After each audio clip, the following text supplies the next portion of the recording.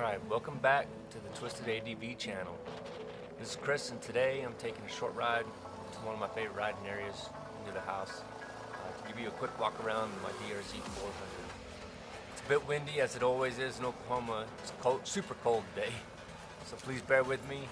I've owned this bike for about 8 months now, and although fully capable of stock, I've started to add a few things to make the bike perform like a true off-road beast. So this video is about taking you through that and giving you some ideas of what you can do to yours to make it a little better. Woo! Yeah!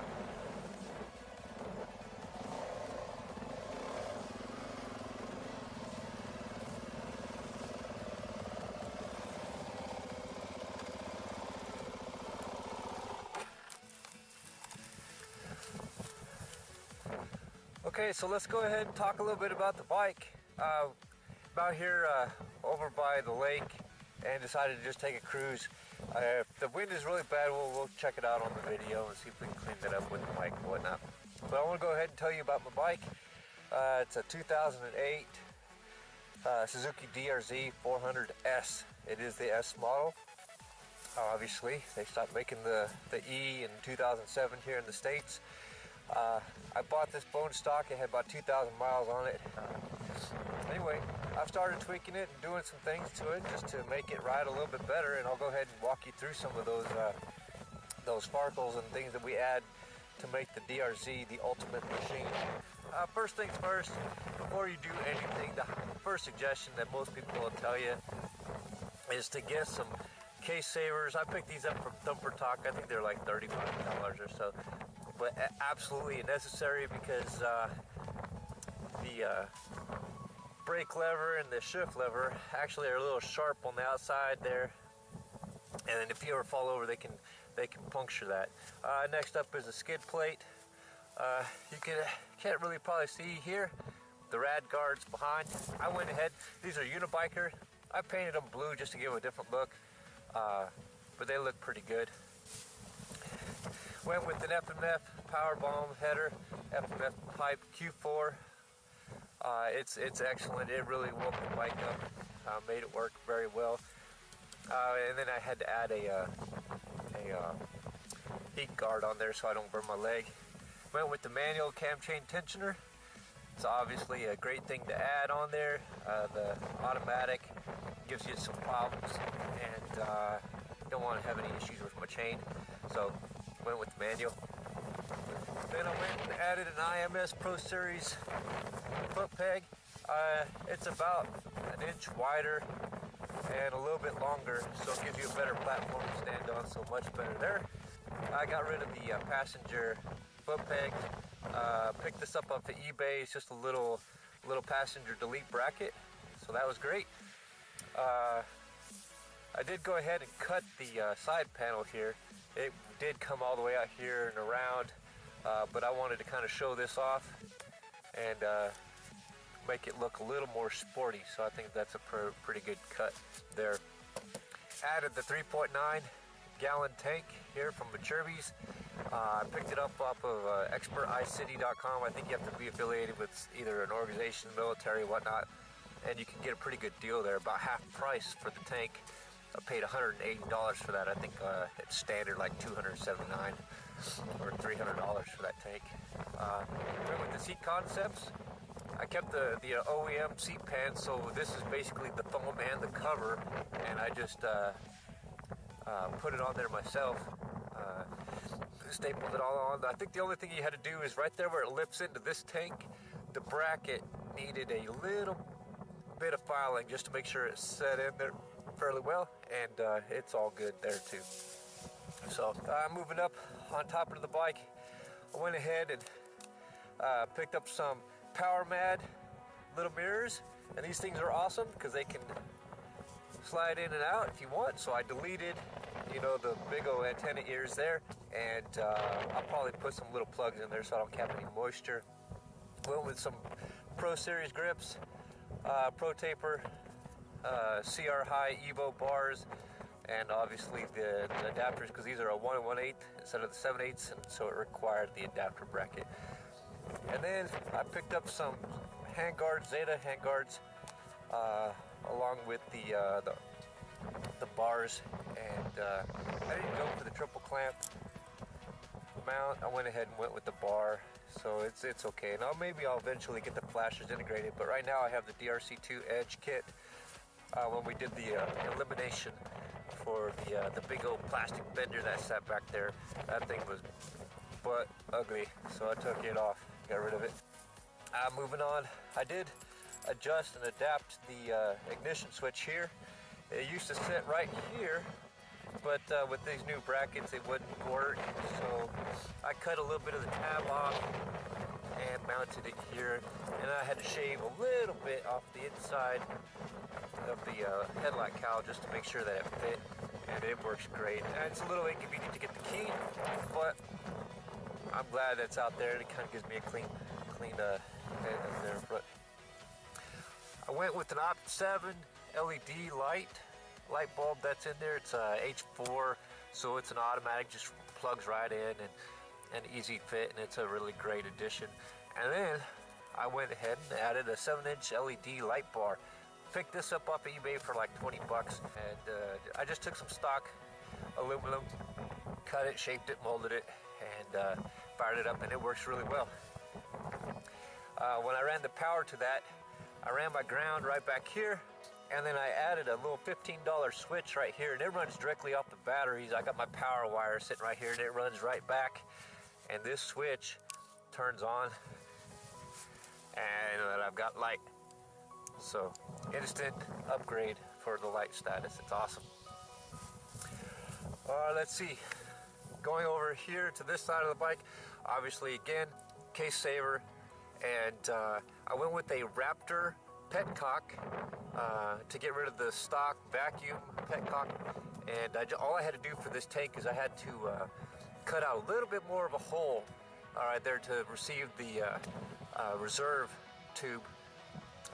The tank did come with a petcock, and it also did come with this really nice carbon fiber looking gas cap, and then I picked this up off of eBay for like $5 for the little vent tube there. The other addition I'd like to talk about is I did cut off the side stand switch, got rid of that.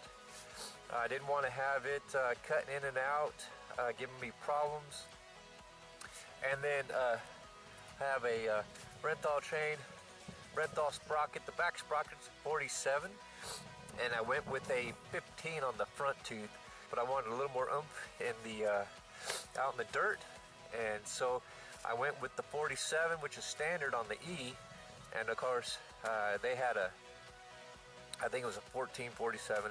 I'm sorry, stock S was 1544, and E model was 1447, and now I've got a 1547, so it's kind of like right in between the S and the E model, and it seems to be a really great fit for me.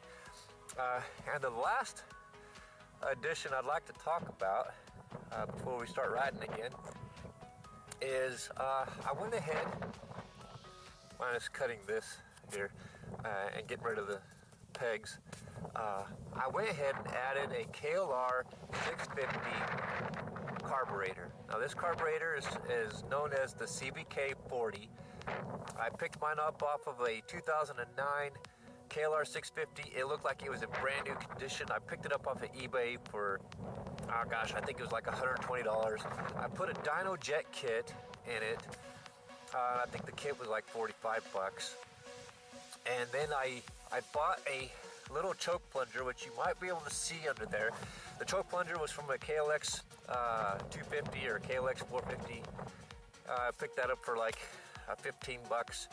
And then off from Harley, because this carburetor was also found on the older Sportsters, Harley has a extended thumb screw, so you can adjust that, and so I was able to pick that up. I think that was like $18 for the screw, and man, I tell you, it gives this bike some grunt. It's not as good as the bumper carb, I would guess. And a lot of people like to put that FCR 39 on there, that is standard carburetor from the E model, but I tell you, is an awesome addition to this bike with the DynoJet kit, the KLR 650 carb, which all it took was a little bit of an adjustment. I think you have to drill a little hole in the slide a little larger than what's in there to help pull for the vacuum. And man, the throttle response is unbelievable. $180, KLR 650 carb, coupled with the DynoJet kit, which is a little bit better than the JD kit for that particular upgrade. You get that 3x3 mod with the pipe. It's outstanding. I think the FCR costs like $800 on Thumper Talk or some craziness. Unless you can find an old beat up E model that's selling for parts and you just score and get lucky. Bar none, absolute the best mod I have done to this bike, without a doubt. Let's see. I guess one other thing I could probably talk a little bit about is if you don't want to go ahead and invest in these side covers, which I think you'd be crazy if you didn't, you might want to just go ahead and shave that sharp corner. You can see mine is rounded off there. It looked like a can opener. I mean, it was a really sharp edge, almost similar to right here. It was just pokey. So I just took a round file and busted that corner off. So other than that, I think it's pretty good. The tires are Trackmaster 760s. They're pretty good. I like them. They're DOT rated, and they're doing pretty well. I hear a lot of people really like the Dunlop 606. It's a little bit more expensive, probably about double the price. But these are holding up all right. I do about 50-50 riding, and so far so good. If I was ever to look for a different kind of bike or something that was a do-all bike, I don't think you can do any better than the DRZ 400S. It's absolutely a great do-it-all bike. Just does everything you could ever want it to do. And I'm stoked about owning something like this. The community on Thumper Talk is just awesome. They just always have something good to say and help and do, and so you just can't go wrong with that. Here, we missed this. I don't know how we missed this, but we missed it. The OEM fender was nice and square and flat, and ugly as sin. This is an Acerbis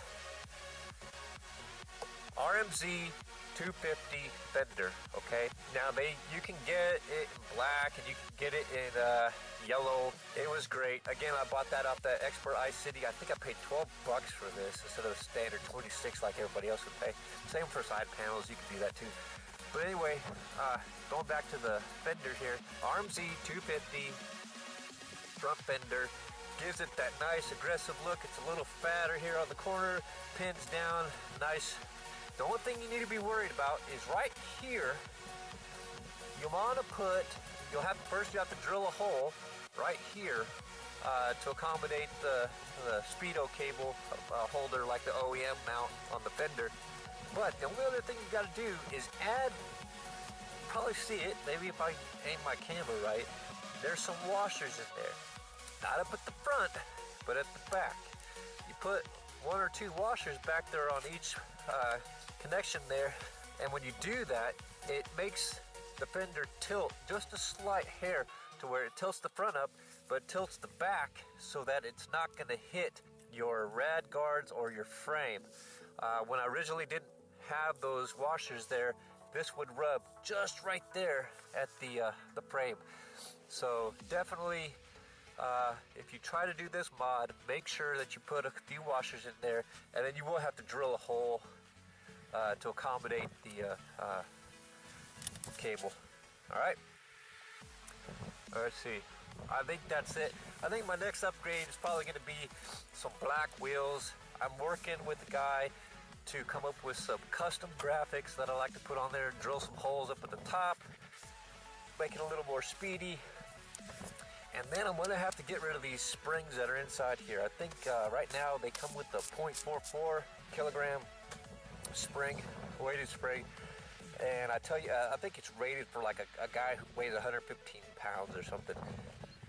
For me, I'm a standard 180 with gear probably 190, and I need about a 0.50 spring on the front.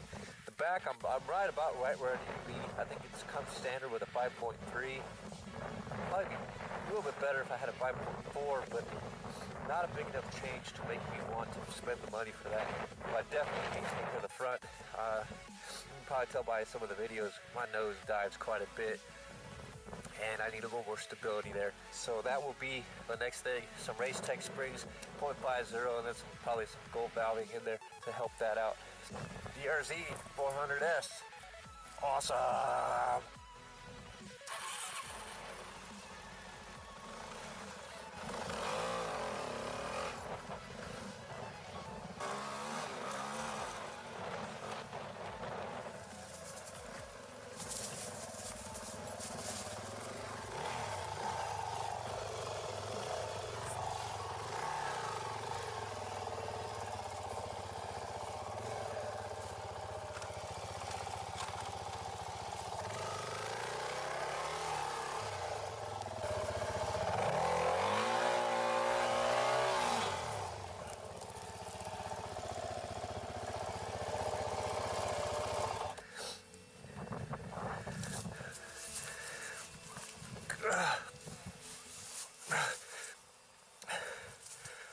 Well, that sucks.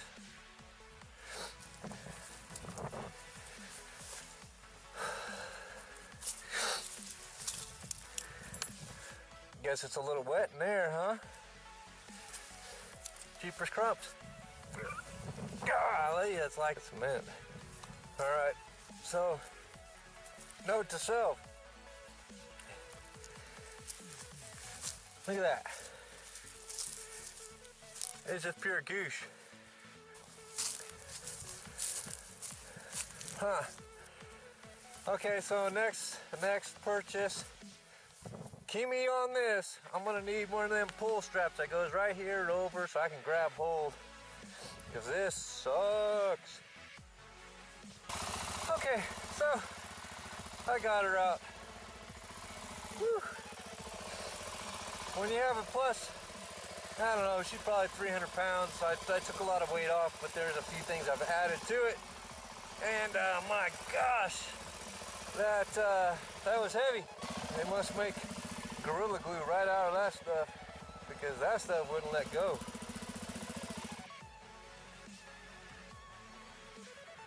Alright, thanks for taking time out to watch the video.